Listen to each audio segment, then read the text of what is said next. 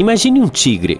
Os tigres são conhecidos pelas suas belas listras, que eles mantêm sempre iguais. No entanto, imagine se as listras dos tigres pudessem mudar de tamanho, posição e cores de tempos em tempos. Mágico, não é?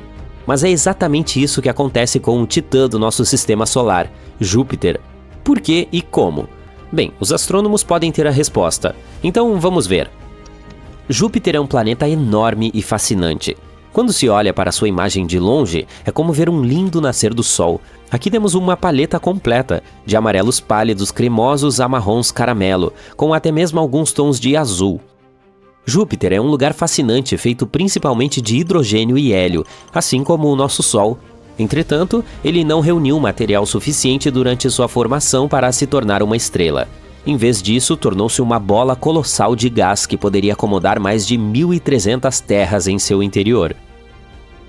Júpiter tem esses padrões interessantes de nuvens escuras e claras que circundam o planeta em faixas alternadas, como listras gigantes. As listras escuras são chamadas de cinturões e as mais claras são chamadas de zonas. Na verdade, ele não é o único nesse aspecto. Tanto a Terra quanto Júpiter têm esses padrões legais em suas atmosferas. Só que a Terra tem alguns deles, mas Júpiter tem muito mais.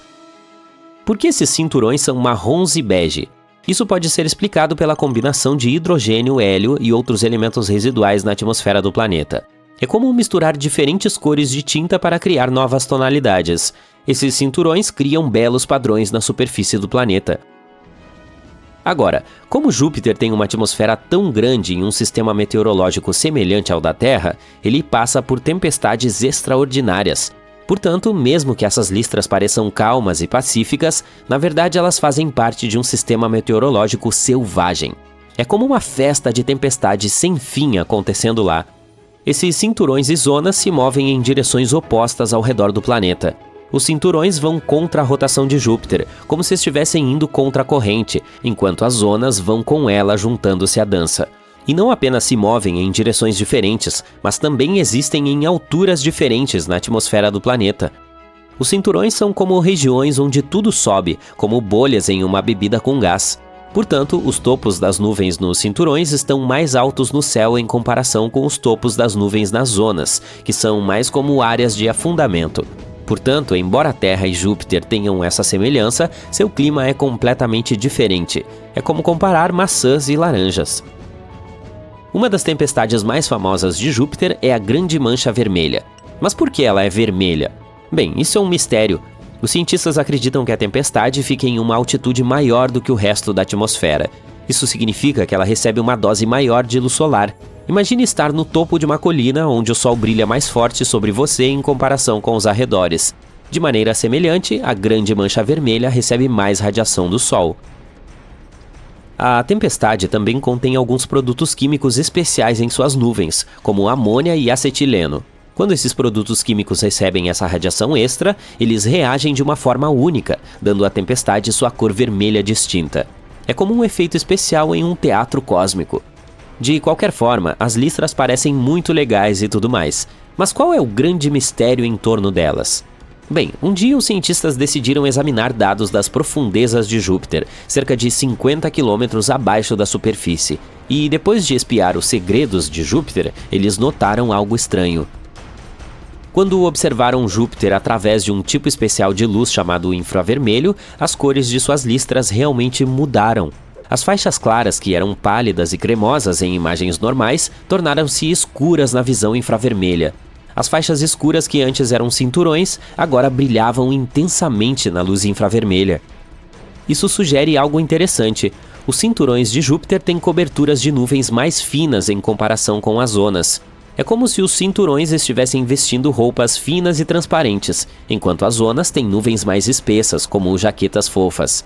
Portanto, o que vemos como faixas escuras em imagens normais acaba sendo brilhante na luz infravermelha, sugerindo que esses cinturões têm menos nuvens bloqueando a luz. Mas aqui está a parte mais estranha. A cada poucos anos, algo muda. É como se o clima em Júpiter passasse por uma montanha-russa selvagem. As cores dos cinturões podem mudar e, às vezes, todo o padrão climático fica um pouco maluco por um tempo. Os cientistas se perguntaram por que isso acontece. Por isso, decidiram usar uma espaçonave especial chamada Juno para investigar esse fato. Desde 2016, a Juno vem reunindo muitas informações sobre Júpiter, como um espião que coleta pistas. Uma das coisas que Juno tem observado é o campo magnético de Júpiter. Assim como a Terra, Júpiter tem um campo magnético. É como uma bolha invisível que circunda o planeta, estendendo-se até o espaço. Esse campo é muito importante porque protege o planeta e tudo o que há nele. Ele age como um escudo contra partículas nocivas do espaço, como as que vêm do Sol. Mas Júpiter é muito maior do que nós, portanto seu escudo protetor é muito mais forte. Os campos magnéticos são gerados por algo chamado dínamo, que é como um fluido condutor grande e rodopiante dentro do planeta. Esse fluido se movimenta e gira, como se fosse uma festa com muita dança acontecendo nas profundezas do planeta. Então, analisando os dados coletados pela Juno ao longo dos anos, os cientistas notaram algo interessante. O campo magnético de Júpiter tem seus próprios pequenos movimentos, como quando vemos ondas no oceano. Os cientistas chamam esses movimentos de oscilações de torção, que é apenas uma maneira elegante de dizer movimentos ondulatórios. É como se Júpiter estivesse fazendo sua própria dança magnética. Agora, vamos imaginar que o interior de Júpiter seja como uma panela gigante de sopa fervente. Nas profundezas do planeta, há correntes lentas que transportam o calor para cima, como uma correia transportadora. Esse calor acaba atingindo a parte superior, onde vemos as nuvens. Mas é aqui que as coisas ficam interessantes. Imagine que alguém comece a mexer a sopa bem rápido com uma colher. Esses movimentos magnéticos ondulados, as oscilações de torção, agem exatamente como essa colher. Eles criam um distúrbio que bagunça as correntes lentas. Bem, essa perturbação tem um grande impacto no clima de Júpiter. É como aumentar o fogo na cozinha e mudar a forma como a sopa cozinha. Os padrões de elevação e afundamento das nuvens, que chamamos de afloramento e submergência, ficam todos misturados. Um redemoinho na sopa. Nossos inteligentes cientistas também notaram algo especial próximo ao equador de Júpiter. Eles descobriram um ponto concentrado de magnetismo chamado de Grande Mancha Azul. E adivinha só? Essa mancha está diminuindo a velocidade como se estivesse fazendo uma pausa em seu movimento rápido habitual. Isso sugere que um novo tipo de movimento ondulatório, uma nova dança, está prestes a começar. Então, para resumir tudo isso, os cientistas tiveram uma ideia interessante. Esses movimentos magnéticos ondulatórios, as oscilações de torção, perturbam as correntes lentas no interior de Júpiter, bagunçando os padrões das nuvens e causando um clima selvagem. E quando os cientistas calcularam o tempo que leva para esses movimentos ondulatórios acontecerem, descobriram que eles correspondem aos mesmos períodos de tempo em que as listras de Júpiter mudam. Assim, em termos simples, os cientistas acham que esses movimentos ondulatórios no campo magnético de Júpiter estão causando as mudanças nas listras do planeta. As peças de um quebra-cabeça estão se juntando. Os cientistas ainda estão tentando entender completamente por que isso acontece, mas é um passo emocionante para desvendar os mistérios do nosso vasto universo. Mas ainda há alguns mistérios a serem resolvidos. Para encontrar mais respostas, os cientistas precisam continuar observando Júpiter de perto no futuro. Ao observar como as nuvens mudam, eles podem verificar se a teoria está correta ou se precisa de alguns ajustes. De suas enormes tempestades a seus cinturões coloridos, Júpiter nunca deixa de nos surpreender com suas maravilhas cósmicas. Ele pode não ter se iniciado como uma estrela, mas brilha intensamente como um gigante gasoso, cativando a gente com seu tamanho e beleza. Portanto, mantenha sua curiosidade viva e sempre busque as estrelas. Imagine um mundo parado e congelado. Ele é antigo, cerca de 4,5 bilhões de anos. Mal é aquecido pelos raios do Sol e coberto por uma espessa camada de gelo. É menor que a nossa Lua, mas um pouco maior que Plutão. Seu nome é Europa, a sexta lua de Júpiter e uma das maiores do Sistema Solar. Mas o mais legal desse lugar distante pode hospedar vida. Os astrônomos consideram este um dos locais mais promissores do Sistema Solar para a busca de novas formas de vida. Tudo porque este satélite tem um enorme oceano de água salgada com uma profundidade de 65 a 160 quilômetros. Sim, está escondido sob uma camada de gelo estimada em 15 a 30 quilômetros de espessura. Mas ainda é potencialmente habitável. Os astrônomos afirmam que plumas de água irrompem de rachaduras na casca de gelo e liberam o conteúdo do oceano da Lua no espaço. Claro, será um desafio para qualquer missão em busca de vida acessar um ambiente tão profundo.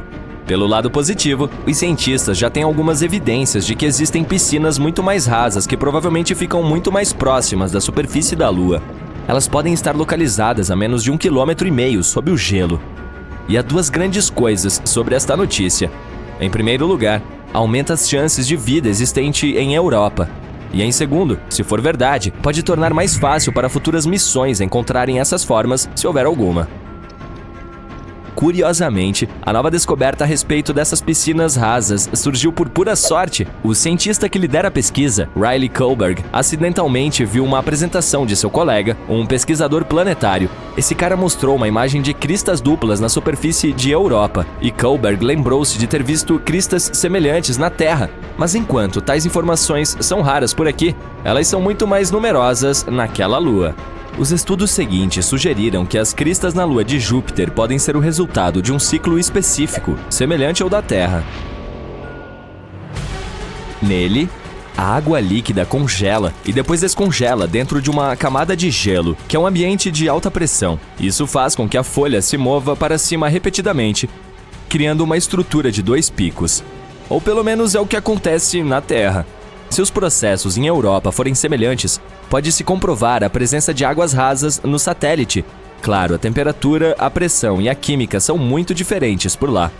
E os cientistas ainda não sabem como o gelo se comporta no local. É por essa razão que não conseguem entender a profundidade ou o tamanho dos bolsões de água ou quanto tempo é necessário para que congelem novamente. Mas o que está mais ou menos claro é que tais ambientes sob o gelo em Europa provavelmente estão protegidos da forte radiação de Júpiter que atinge a superfície do satélite, o que, por sua vez, aumenta as chances de existir vida em Europa. Agora, podemos voltar ao fato de que o oceano ali parece ser salgado. Listras vermelhas na superfície do satélite podem ter essa cor devido ao seu conteúdo químico. Elas provavelmente são uma mistura congelada de água e sais. Isso é bastante incomum porque tal composição não corresponde a nenhuma substância conhecida aqui na Terra. Quanto às manchas amarelas na superfície de Europa, podem ser causadas pela presença de cloreto de sódio. Você conhece essa substância como o bom e velho sal de mesa. Os cientistas tentaram recriar as condições em um laboratório e descobriram que combinando água, sal de mesa, temperaturas congelantes e alta pressão, poderiam obter um novo tipo de cristal sólido. Essa substância pode existir tanto no fundo do oceano de Europa quanto na superfície da nossa Lua. Mas, além dessa informação, os pesquisadores estão no escuro. Esperançosamente, encontraremos as respostas para algumas dessas perguntas por volta de 2030. É quando uma missão chamada Europa Clipper, que será lançada pela NASA, provavelmente chegará lá. Ela terá vários sobrevoos próximos e descobrirá se alguma forma de vida pode existir nessa lua. O JUICE, ou Jupiter Ice Moons Explorer, da Agência Espacial Europeia, também a visitará nos próximos 2 anos. Mas a Europa não é o único lugar no Sistema Solar que pode hospedar ou já hospedou vida. Em 2003, a Mars Express, uma espaçonave lançada pela Agência Espacial Europeia, descobriu metano na atmosfera de Marte. Em nosso planeta, a maior parte desse gás na atmosfera é produzida por seres vivos, por exemplo, pela digestão do gado. No entanto, os cientistas acreditam que ele permaneceu estável na atmosfera marciana por cerca de 300 anos. E então, em 2006, desapareceu quase totalmente do planeta vermelho. E aconteceu 600 vezes mais rápido do que nos modelos dos pesquisadores. A pergunta, o que ou quem gerou o gás e para onde ele foi? Outro mistério são os micróbios que podem estar dormindo sob a superfície do planeta. Lá, eles podem ter sido protegidos da forte radiação vinda do espaço por milhões de anos. Os cientistas simularam as condições de Marte em um laboratório para verificar se isso poderia ser verdade, e ficaram surpresos ao descobrir que as bactérias seriam capazes de sobreviver facilmente em tais condições por 280 milhões de anos, o que significa que, se existisse vida por lá, poderíamos encontrar evidências no subsolo do planeta perfurando o solo. No momento, não há água corrente em Marte e as células ou esporos simplesmente secariam. Além disso, a temperatura da superfície é semelhante à do gelo seco. Em outras palavras, ela está profundamente congelada. E ainda assim, pode haver 6 tipos de bactérias e fungos vivendo no subsolo do planeta vermelho. O mais provável é apelidado de Conan, a bactéria, devido à sua natureza resistente. Bem, acho que o tempo vai mostrar. Agora vamos para Vênus. Em 2020, cientistas anunciaram que em sua atmosfera tóxica havia algo que poderia significar a existência de vida. Infelizmente, não havia nenhuma evidência, pois não era possível coletar amostras de micróbios ou tirar fotos da vida extraterrestre. Mas eles apontaram a descoberta de uma substância química chamada fosfina por lá, e isso era um grande problema. Se não fosse alguma química previamente desconhecida que estava produzindo esse gás, então poderia haver algum tipo de vida microbiana envolvida no processo. A fosfina é composta por 3 átomos de hidrogênio e 1 de fósforo. Este gás é tóxico para qualquer forma de vida terrestre que necessite de oxigênio, inclusive para nós, humanos. Em nosso planeta, a fosfina pode ser encontrada em locais com pouco ou nenhum oxigênio, por exemplo, pântanos e charcos. O gás é criado por misturas complexas de bactérias que vivem lá. Também pode ser produzido industrialmente. Pensando bem, a fosfina não deveria estar na atmosfera de Vênus. Ela precisa de pressão e temperatura precisas e toneladas de hidrogênio para se formar. Não seria tão surpreendente achá-la em Saturno ou Júpiter, famosos gigantes gasosos. Mas em Vênus, totalmente inesperado. Não há como ser produzida naturalmente neste planeta. Pequenas quantidades dela podem ser geradas durante erupções vulcânicas, tempestades com raios, minerais explodidos na superfície ou meteoritos entrando na atmosfera de Vênus. Mas não tanto quanto os astrônomos pensavam ter observado, e esse fato tinha que deixá-los desconfiados, mas estavam muito felizes com a descoberta. Eles provavelmente pensaram que isso significava que poderia haver vida em Vênus, só que mesmo que esse gás tenha sido criado por alguns organismos misteriosos, seria uma grande questão como sobreviveram no planeta. Por aqui, alguns micróbios podem prosperar em ambientes com acidez de 5%, mas não mais. Em Vênus, porém, as nuvens são quase inteiramente feitas de ácido, contendo mais de 90% do sulfúrico. A atmosfera venusiana também é 50 vezes mais seca do que o lugar mais seco da Terra. E, de fato, em 2022, graças a telescópios melhores e de maior resolução, concluiu-se que não havia fosfina por lá. Ou mesmo se houvesse, era uma quantia muito pequena. Até agora, precisamos procurar sinais de vida mais longe daqui. A Terra e Júpiter quase não têm nada em comum. Nosso planeta é dócil, pequeno, cheio de plantas e pandas fofinhos. Júpiter é um gigante gasoso horrível, com furacões potentes que jamais se acalmam. E se você cair nesse planeta, vai literalmente atravessá-lo de um lado para o outro. Mas o que aconteceria se nossa Terra fosse do tamanho do pai do Sistema Solar? Ah, seria divertido. Júpiter é um planeta tão grande que aposto que você nem tem ideia das proporções. O raio dele é cerca de 11 vezes maior que o raio da Terra, e ele é cerca de 316 vezes maior. Então, para transformar a Terra em outro Júpiter, precisaríamos aumentá-la 11 vezes. Se a densidade do planeta permanecesse igual, a massa da nossa nova Terra aumentaria bastante. Na verdade, ela seria 4 vezes maior que a de Júpiter. Claro, essas mudanças não ocorreriam com tranquilidade.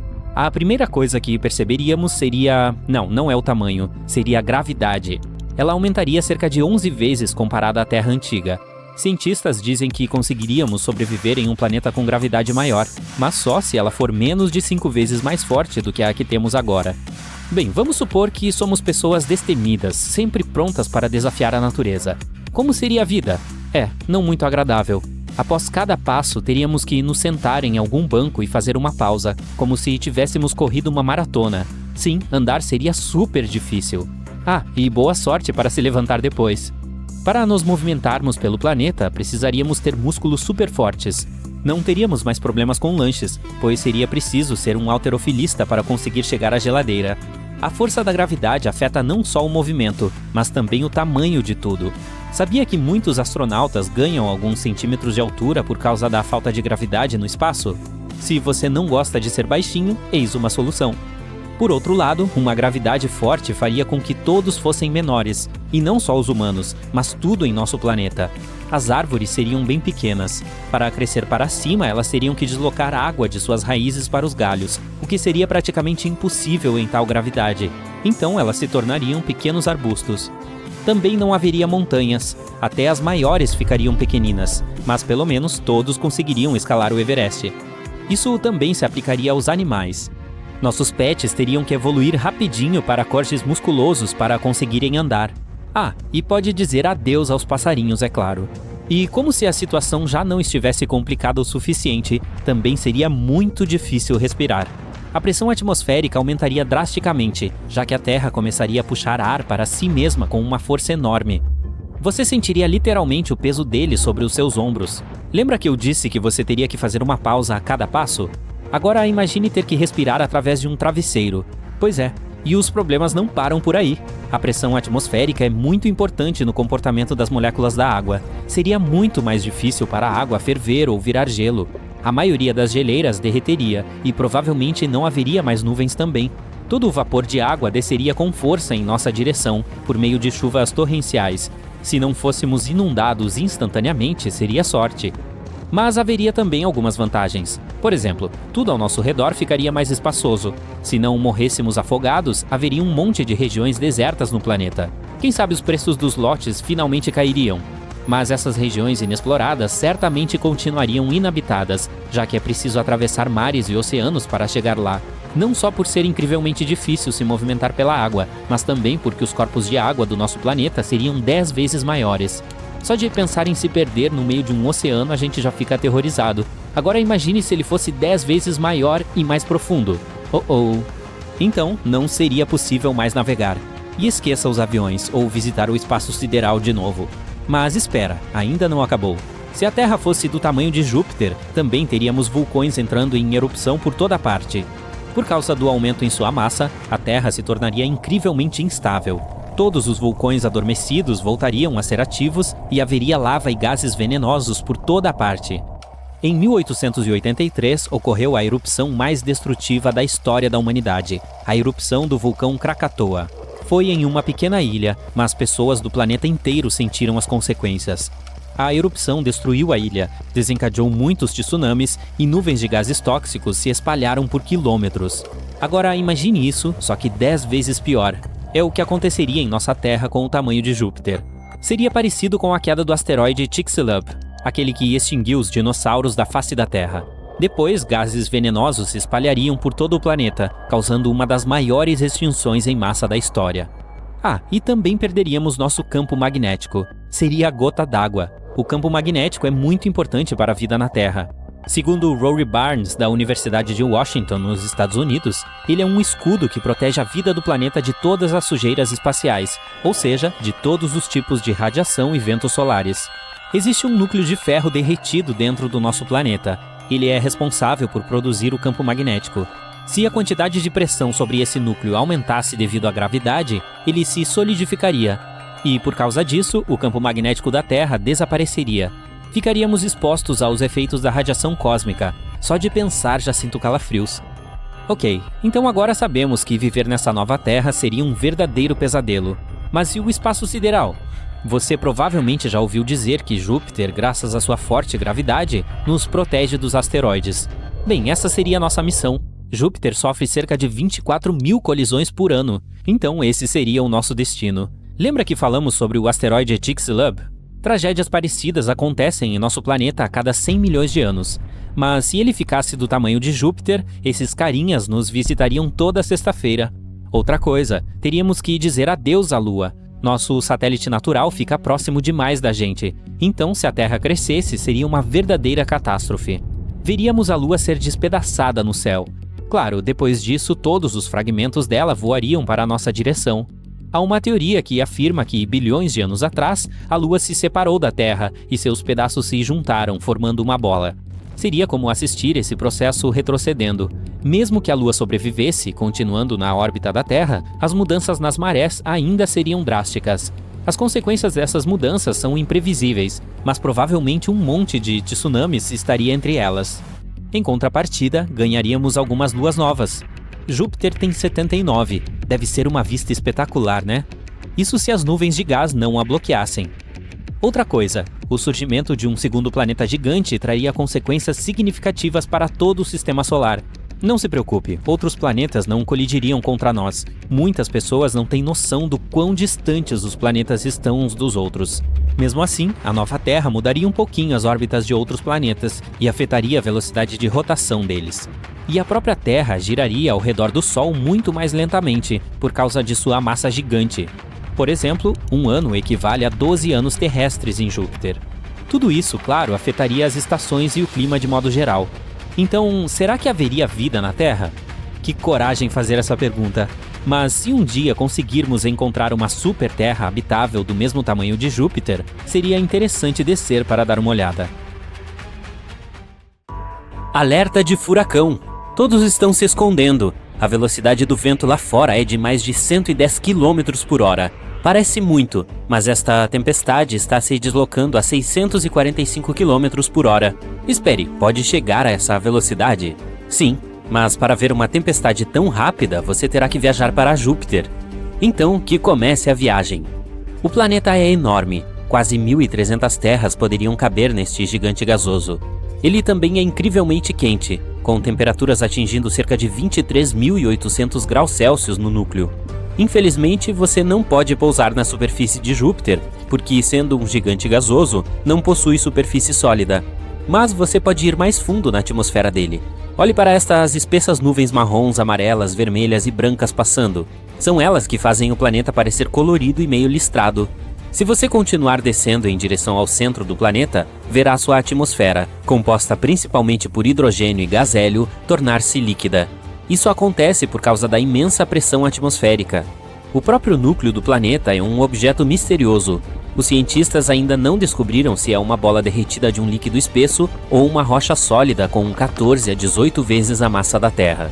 De qualquer forma, explorar Júpiter não é o objetivo principal da sua viagem. Não, você chegou aqui para ver a Grande Mancha Vermelha. Ela é uma enorme tempestade no hemisfério sul do gigante gasoso. Suas partes superiores se elevam a mais de 8 km acima do topo das nuvens circundantes. A tempestade é 1,3 vezes maior que o nosso planeta. Em 2017, a sonda espacial Juno, da NASA, conseguiu coletar muitos dados sobre a Mancha Vermelha. E descobriu-se que essa tempestade monstruosa desce mais de 320 km na atmosfera do planeta. Isso é de 30 a 100 vezes mais profundo do que qualquer oceano na Terra. Mas essas medições provavelmente são imprecisas, e as verdadeiras raízes da tempestade podem chegar ainda mais fundo. A Grande Mancha Vermelha é mais fria que o resto da atmosfera. E tenha em mente que as temperaturas de Júpiter são de menos 148 graus Celsius nas camadas superiores das nuvens. Por outro lado, quanto mais próximo do núcleo, mais quente ele fica. Misteriosamente, as temperaturas mais altas já registradas no gigante gasoso ocorreram na atmosfera logo acima da Grande Mancha Vermelha. Lá, o calor chegou a 1.315 graus Celsius. Essa temperatura é maior que a da lava no nosso planeta. Os astrônomos acreditam que a turbulência causada pela tempestade pode produzir ondas gravitacionais e sonoras que podem ser responsáveis pelo superaquecimento, mas a própria tempestade é mais quente na base do que no topo.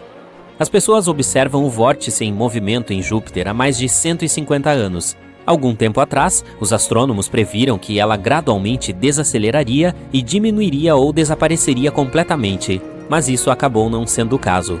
Depois de analisar todos os dados recebidos com a ajuda do telescópio espacial Hubble, os pesquisadores ficaram perplexos ao descobrir que os ventos nos limites externos da tempestade, na verdade, ganharam velocidade. A mudança na velocidade do vento não é superior a 2,5 km por hora durante um ano terrestre. É uma pequena mudança, mas por menor que seja a diferença, ainda significa muito. A velocidade do vento nas bordas da tempestade pode atingir impressionantes 645 km por hora. Isso é mais rápido que os tornados da Terra. Ao mesmo tempo, se você estivesse no centro da Grande Mancha Vermelha, não ficaria muito impressionado. Os ventos lá se movem bem mais devagar. Os cientistas enfrentaram muitos desafios quando tentaram entender o mistério que era a Grande Mancha Vermelha. Ainda não está claro o que alimenta a tempestade. Pode ser a natureza do planeta originário da tempestade? Por ser um gigante gasoso, Júpiter não tem um solo sólido, portanto não há atrito, que pode ser a única coisa capaz de enfraquecer a tempestade. Os gases quentes na atmosfera do planeta estão sempre em movimento, subindo, descendo, girando, assim como na Terra, onde o ar mais frio e o mais quente se misturam e se fundem, formando gigantescas tempestades circulares. Os astrônomos acreditam que um dia várias tempestades enormes possam ter se juntado e criado a Grande Mancha Vermelha. E agora ela continua puxando constantemente gases frios de baixo e quentes de cima. Além disso, a tempestade pode estar absorvendo outros vórtices menores. Isso torna a Grande Mancha Vermelha ainda mais forte. Infelizmente, as nuvens espessas em Júpiter não permitem que os astrônomos vejam o que está acontecendo na baixa atmosfera do planeta. Os cientistas têm especulado sobre o que pode se esconder sob a Grande Mancha Vermelha há décadas. Seria um vulcão enorme? Improvável. Júpiter é composto principalmente de gases, e não tem uma crosta que possa rachar, deixando a lava escapar do interior do planeta. Existem também algumas teorias que explicam por que a tempestade tem esta cor característica. Ela varia de salmão esbranquiçado e pálido a laranja brilhante e vermelho tijolo.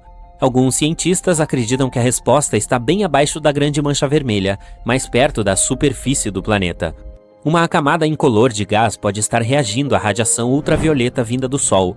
Provavelmente é isso que dá à tempestade sua cor vermelha. Mas até agora é apenas uma teoria. Ei, seu palpite é tão bom quanto o meu, hein? Júpiter não é o único planeta que pode se vangloriar por ter uma tempestade gigante. Uma outra, tão grande quanto o nosso planeta, se enfurece em Saturno. Chama-se a Grande Mancha Branca. Que esperto! Ela tem uma cauda de nuvens brancas envolvendo todo o planeta e ocorre a cada 30 anos ou mais. Esta tempestade realmente começa como um ponto, mas então ela começa a se esticar e se esticar. Os astrônomos descobriram que a Grande Mancha Branca é, na verdade, um enorme sistema de tempestades. No topo dela, um raio pode reluzir mais de 10 vezes por segundo. Mas o principal mistério sobre a Grande Mancha Branca é de onde ela obtém sua energia. Alguns cientistas acham que ela pode ser alimentada pelo Sol. Outros argumentam que o padrão de nuvens da tempestade só faz sentido se houver uma fonte interna de calor que possa alimentar os ventos. De qualquer forma, fortes tempestades em diferentes planetas do Sistema Solar não são o único mistério espacial que deixa os astrônomos encucados. Vamos para Plutão, o maior planeta anão conhecido do Sistema Solar, e explorar sua atmosfera. Ele se eleva muito acima da superfície e tem mais de 20 camadas, todas elas geladas e extremamente condensadas. A propósito, nossa Lua também tem um tipo de atmosfera, chamada de exosfera, consiste em hélio, neon e argônio. Ela é 10 trilhões de vezes menos densa que a atmosfera terrestre. Ao viajar pelo espaço, cuidado com os buracos negros. Ufa, um buraco negro é um lugar onde a gravidade é tão forte que nem mesmo a luz consegue escapar. Mas os buracos negros às vezes podem se comportar como um enorme vulcão galáctico. De vez em quando eles se inflamam, parece eu, mas em vez de expelir lava, produzem enormes quantidades de energia. E esse fenômeno deixa buracos na matéria e gás do entorno. Há pouco tempo, cientistas descobriram uma das maiores crateras do universo. Telescópios de rádio e raios-x detectaram um buraco negro supermassivo que teve um acesso de raiva muitos anos atrás. Isso aconteceu em um aglomerado de galáxias a cerca de 390 milhões de anos-luz da Terra. A cratera que este evento deixou para trás poderia acomodar 15 galáxias da Via Láctea.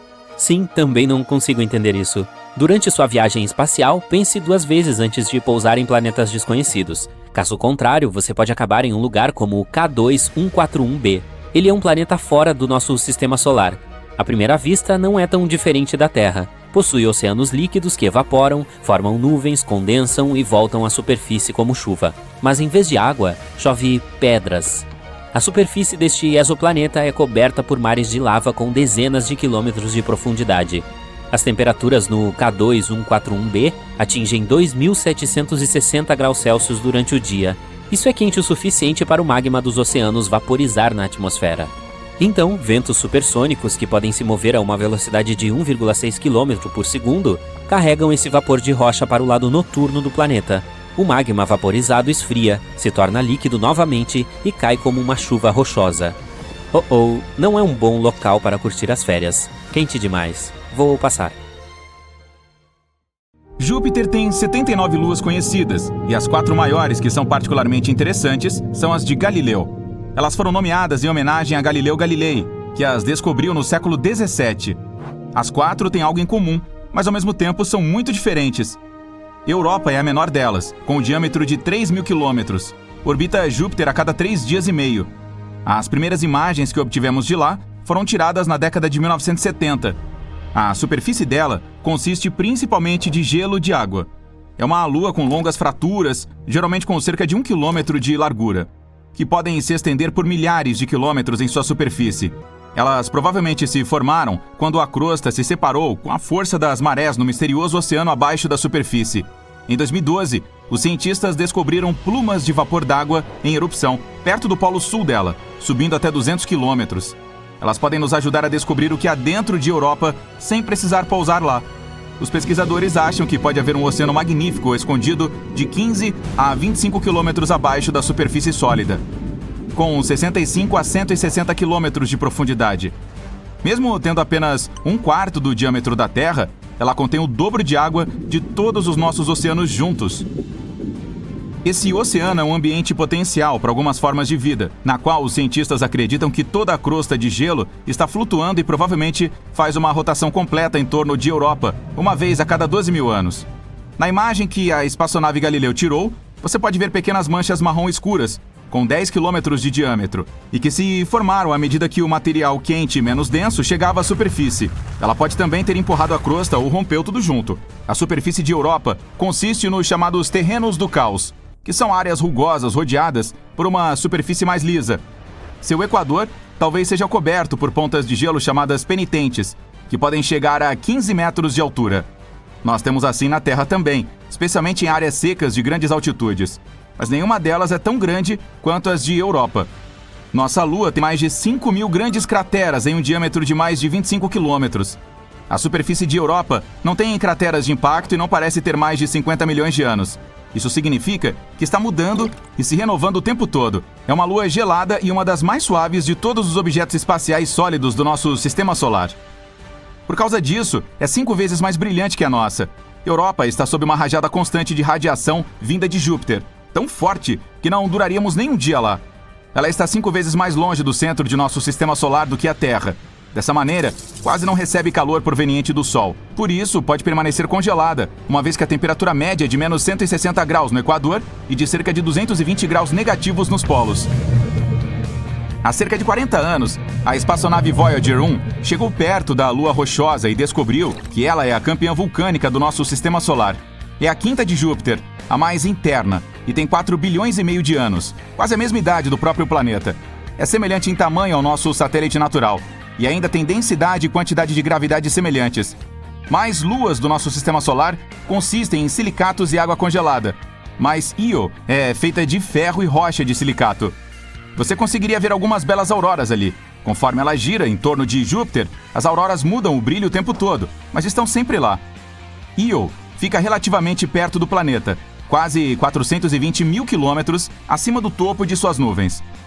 Se você pudesse ir até lá e dar uma olhada em Júpiter, ele pareceria 40 vezes maior no céu do que a nossa Lua. Observar as estrelas lá seria incrível. Io precisa de 42 horas e meia para orbitar Júpiter, sendo que a nossa Lua necessita de quase um mês. Em alguns pontos, a altura da maré desse satélite de Júpiter pode chegar a 100 metros. É semelhante ao que temos na Terra. A gravidade da nossa Lua causa marés oceânicas. Io não tem oceano, mas o próprio solo se move, subindo e descendo. É como se um elevador o levasse para o fundo e depois para o topo de um prédio de 30 andares. A gravidade de Júpiter e de suas outras grandes luas afetam Io. Então as marés de solo em sua superfície são 5 vezes mais altas que as oceânicas mais altas do nosso planeta. Tudo isso deixa o local tão quente por dentro que alguns dos materiais internos derretem, fervem e tentam escapar da maneira que for possível. Eventualmente formam-se um buraco no chão, que então se transforma em um vulcão. Io é o corpo mais ativo do nosso sistema solar quando se trata de vulcões. Lá existem mais de 400 deles, com 150 em erupção o tempo todo. Alguns lançam suas plumas de gás quente a 320 km no espaço. Seria difícil andar até lá, pois estamos falando de um mundo muito intenso de planícies aluviais de rocha líquida, enormes fluxos de lava, múltiplos lagos com esse elemento e gigantescas montanhas em colapso. Ganimedes, a maior lua do sistema solar que conhecemos, também tem o maior oceano. Ela é 26% maior do que Mercúrio em termos de volume, mas é menos densa. Esse satélite natural gigante tem uma crosta espessa de água congelada a 150 quilômetros de profundidade. Pode haver um enorme oceano de água líquida por baixo, que se estende por 100 quilômetros de profundidade, o que é cerca de 10 vezes mais do que o ponto mais profundo dos oceanos da Terra. A Voyager também detectou calotas polares de gelo lá. Ganimedes é metade rocha, metade água, incluindo pequenas quantidades de metais e gelo. Sua atmosfera é muito fina e não contém oxigênio. O oceano provavelmente não contém vida. A Terra é um grande exemplo de como certos micróbios e criaturas podem sobreviver nas profundezas sem luz solar. Mas o oceano de Ganimedes é tão profundo e a pressão é tão forte que a água no fundo provavelmente se comprimiu de volta a gelo. Certas formas de vida nas áreas mais profundas do nosso oceano sobrevivem graças às fontes geotérmicas que ejetam minerais. Como é provável que haja gelo espesso entre o oceano e o núcleo, esse não é o caso de Ganimedes. Mas o oceano lá é salgado, com várias camadas divididas por pedaços de gelo. Se houver alguma chance de vida, pode ser na parte onde o núcleo rochoso está em contato com a camada mais interna do gelo. Por baixo de toda aquela água e gelo, Ganimedes é a única lua em todo o sistema solar com um campo magnético. Isso é possível porque ela tem um núcleo líquido. Além disso, circunda Júpiter aproximadamente uma vez a cada 7 dias. Sua órbita é excêntrica, ou seja, em alguns pontos fica bem perto do planeta. Ganimedes, Io e Europa têm forças gravitacionais que afetam umas às outras. No momento em que Ganimedes orbita Júpiter uma vez, Europa faz 2 órbitas e Io 4. 1/3 da superfície de Ganimedes contém grandes regiões escuras, enquanto os outros 2/3 são mais claros. As áreas escuras são mais antigas e contêm mais crateras. As mais claras têm cristas e sulcos longos com cerca de 700 metros de altura e milhares de quilômetros de comprimento. Calisto, a terceira maior lua do sistema solar em diâmetro, precisa de 17 dias terrestres para orbitar Júpiter. Sua atmosfera é bem fina.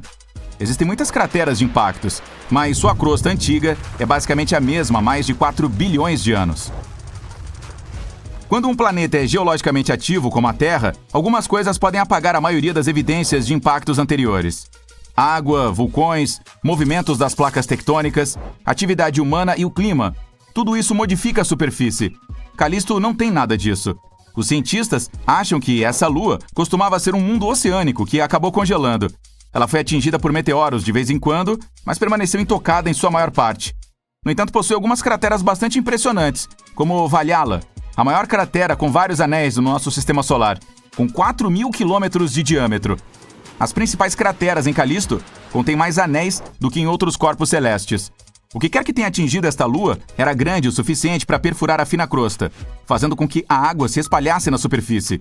E abaixo desta crosta fina pode haver um oceano salgado ou gelo macio. A sonda espacial Galileu detectou que o campo magnético de Júpiter não conseguia penetrar através dessa lua, provavelmente por causa de uma camada de, pelo menos, 10 quilômetros de espessura.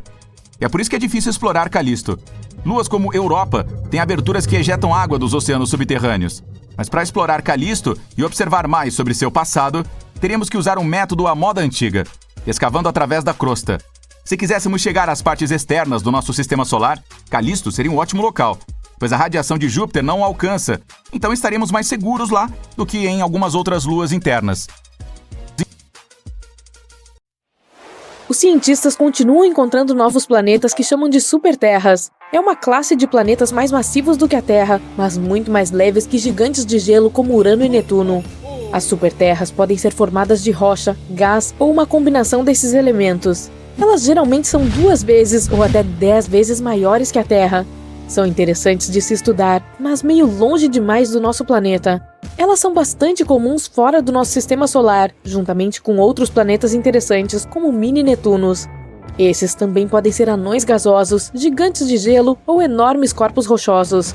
Porém, novamente, não temos nada assim.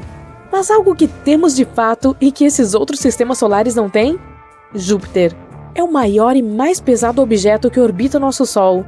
Esse rei dos planetas possui uma força poderosa para dominar nosso sistema solar. Júpiter é notório por engolir planetas. Um protoplaneta bateu nele há cerca de 4,5 bilhões de anos, quando Júpiter ainda era um planeta jovem em seus estágios iniciais.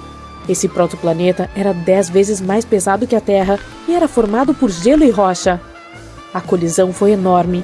O núcleo de Júpiter se separou e hélio e hidrogênio se misturaram com materiais mais densos. Com o tempo, o material pesado voltou para o núcleo denso, como vemos hoje.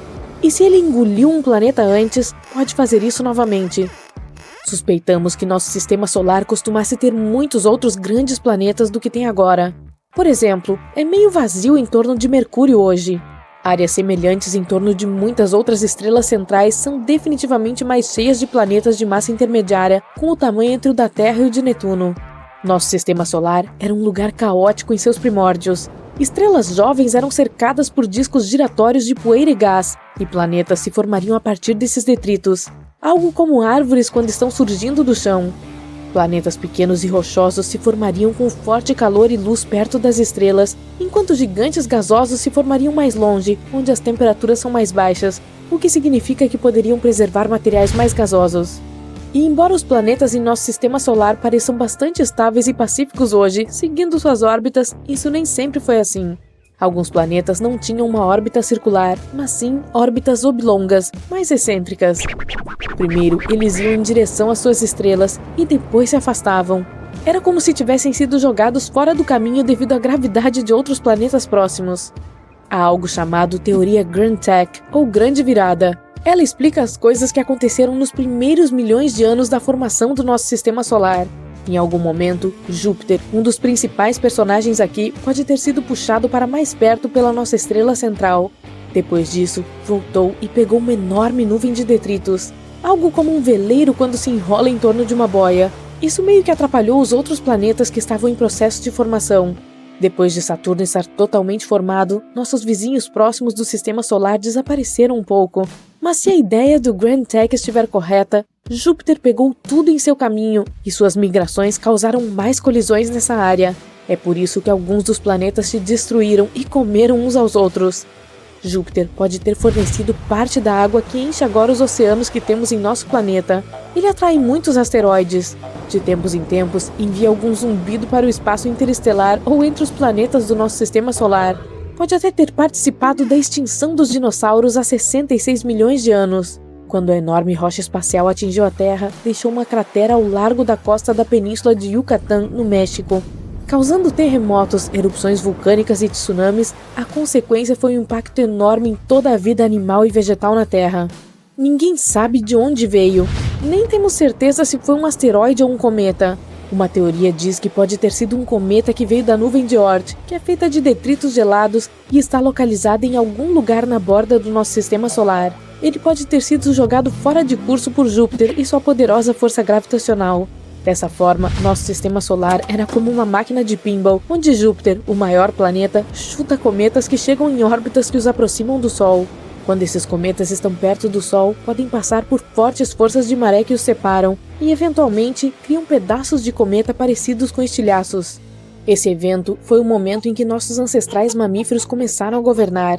Isso significa que sem Júpiter, a gente também poderia não existir, nem mesmo a Terra.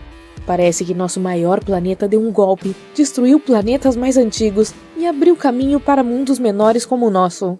Júpiter pode ter sido a razão pela qual não conseguimos encontrar o planeta 9 agora.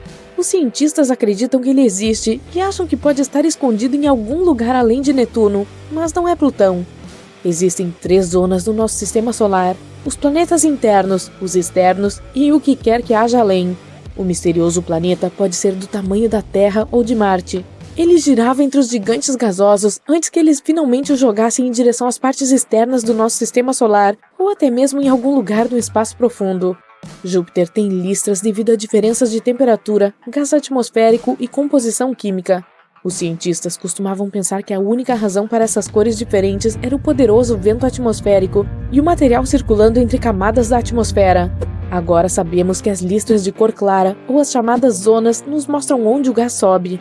Quando as listras são escuras, são chamadas de cinturões e podem nos dizer onde o gás está se depositando. As luas de Júpiter também podem ser o motivo pelo qual o planeta é listrado. Elas estão puxando as células de convecção atmosférica. No centro de Júpiter existe um núcleo denso e líquido feito de hélio e hidrogênio metálico, juntamente com elementos mais pesados dissolvidos. À medida que avançamos em seu centro, a temperatura e a pressão no interior do planeta caem.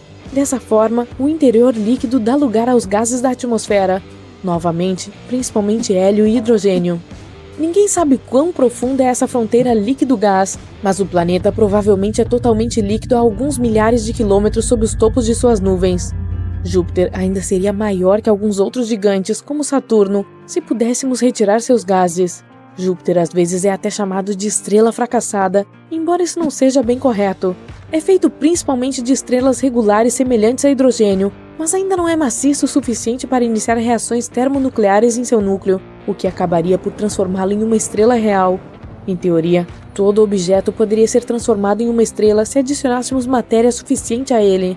Se houver massa suficiente, a temperatura e a pressão interna aumentarão e iniciarão reações termonucleares.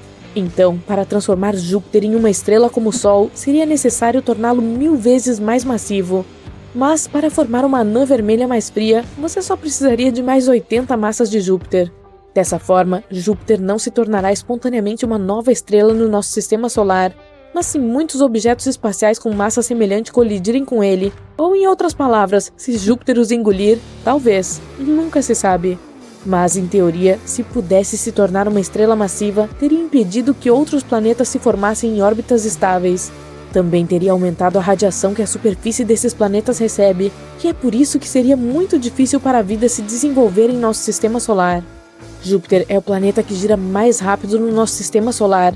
Ele só precisa de 10 horas para fazer uma rotação completa em seu eixo, mesmo que seja enorme, mais de 300 vezes maior que a Terra e 2,5 vezes mais massivo do que o resto dos planetas em todo o nosso sistema solar juntos. Mas se ficasse mais massivo, encolheria. Mais massa tornaria Júpiter mais denso, o que significa que ele começaria a se puxar para dentro de si mesmo, e então poderia obter 4 vezes sua massa e ainda ter o mesmo tamanho. Era dia 2 de setembro de 1859. As pessoas em toda a Europa e América do Norte acordaram à noite, confusas e ainda cansadas. Elas tinham certeza de que já era de manhã. Estava tão claro lá fora, mas quando olharam pelas janelas, descobriram que não era a luz do sol. O céu estava iluminado por incontáveis auroras intensas, vermelhas, verdes e roxas, e tão brilhantes que era possível ler um livro tão facilmente quanto durante a tarde. As auroras apareceram até mesmo em regiões onde nunca haviam sido vistas antes, como Cuba, Bahamas, Jamaica e Havaí. Não eram apenas os efeitos visuais incríveis que impressionavam e horrorizavam as pessoas. Os equipamentos de maior alta tecnologia da época, os fios de telegrafia, entraram em curto na Europa e nos Estados Unidos. Faíscas voavam dos dispositivos e muitas pessoas que os operavam sofreram choques elétricos. Os papéis nos escritórios de telegrafia pegaram fogo. Todas as máquinas foram desconectadas imediatamente de suas baterias. E elas, mesmo assim, continuaram enviando mensagens. Os incêndios provocados por curtos-circuitos espalharam-se por grandes áreas. As luzes coloridas continuavam dançando nas alturas. Tudo isso causou pânico e confusão total. Os habitantes da Terra nunca tinham visto nem passado por nada parecido antes. Naquela época, poucas pessoas sabiam que o Sol era o culpado por esse caos. Uma delas era o astrônomo inglês Richard Carrington. Por volta das 11 horas da manhã do dia 1º de setembro, o homem estava parado ao lado do telescópio em seu observatório particular. Ele estava observando as manchas solares na superfície do Sol. De repente, surgiram 2 manchas de luz branca intensa. Elas pareciam tão brilhantes quanto a luz solar direta. Naquele momento, o astrônomo não sabia da terrível comoção que essas chamas causariam. Mais tarde ficou claro que o Sol havia produzido uma tempestade geomagnética épica que voa em direção à camada protetora do nosso planeta, onde, após ondas de partículas carregadas, se chocaram contra a atmosfera terrestre. O campo magnético do planeta não era forte o suficiente para detê-las. Ele cedeu e a tempestade atingiu a Terra, causando estragos. Esse fenômeno recebeu o nome de Evento Carrington.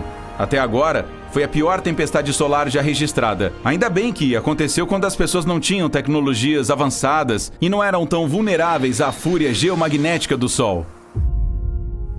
A tempestade solar de 1859 foi 3 vezes mais forte do que a que aconteceu no dia 13 de março de 1989. 3 dias antes de começar, os astrônomos observaram uma erupção enorme na superfície do astro-rei. Em poucos minutos, uma nuvem de gás de 1 bilhão de toneladas foi lançada para longe da estrela. Ela veio direto para o nosso planeta a uma velocidade de milhões de quilômetros por hora.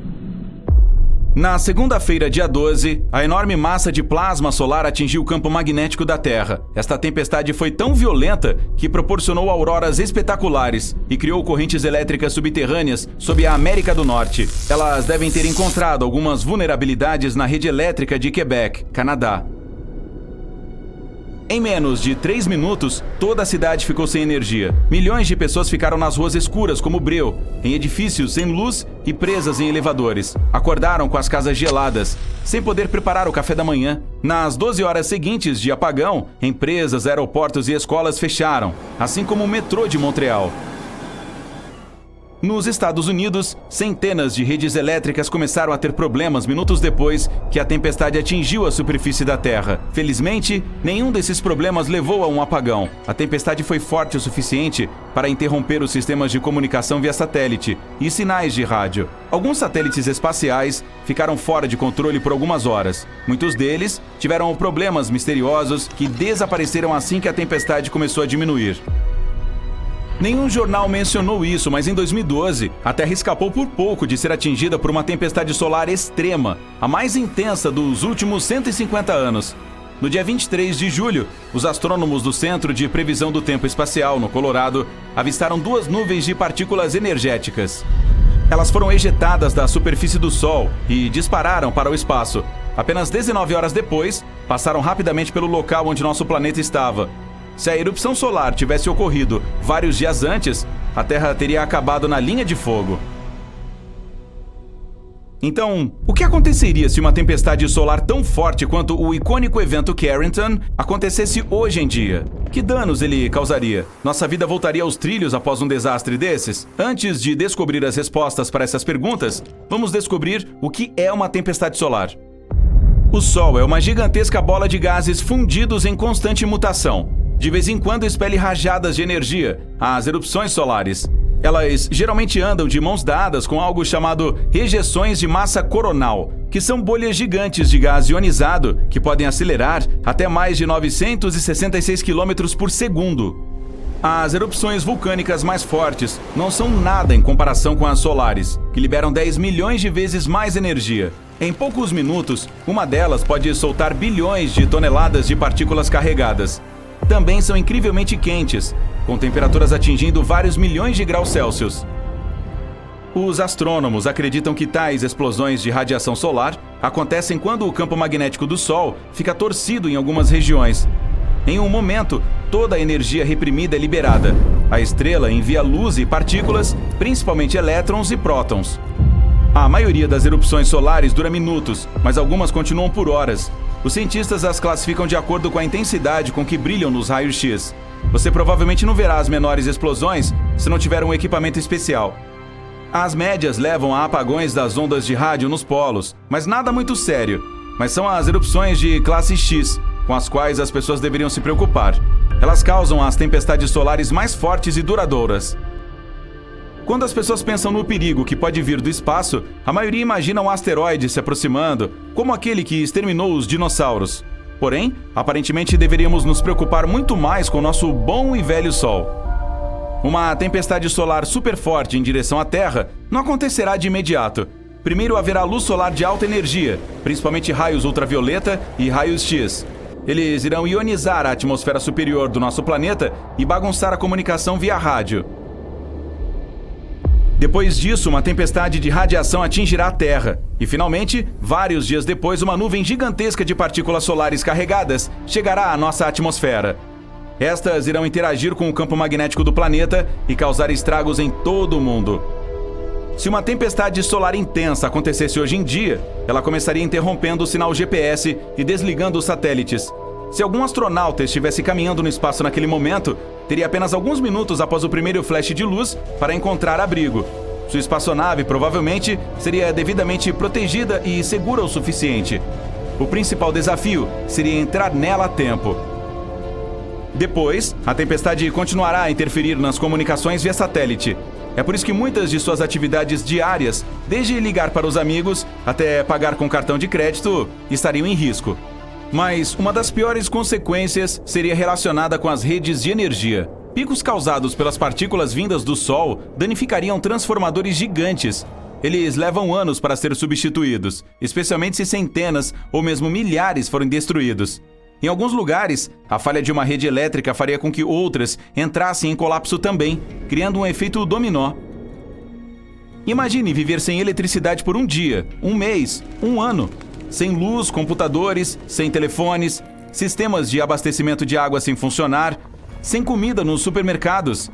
Além disso, sem eletricidade seria quase impossível restabelecer as redes de energia, já fora de operação. Uma tempestade solar muito forte custaria à humanidade de 1 trilhão a 2 trilhões de dólares. Isso apenas durante o primeiro ano depois de acontecer. O mundo levaria mais 4 a 10 para se recuperar. Os danos a todos os tipos de satélites sozinhos chegariam a 70 bilhões de dólares. Sob majestosas auroras, as pessoas teriam que se acostumar a um estilo de vida novo e dramaticamente diferente. Sem dúvida, teríamos algum tipo de aviso. Equipamentos modernos em todo o mundo no espaço não param de olhar para o Sol nem por um segundo.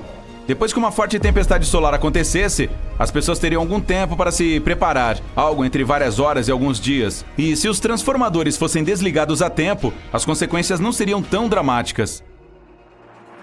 Agora, as notícias a seguir podem parecer assustadoras. Existem também supererupções. Em comparação com elas, as explosões de radiação do nosso Sol são coisa pequena. As supererupções ocorrem principalmente entre estrelas jovens e ativas. Em 2016, os astrônomos viram esse fenômeno. Uma estrela a 1.500 anos-luz de distância da Terra produziu uma erupção que foi 10 bilhões de vezes mais forte do que qualquer uma das que já explodiram do nosso Sol.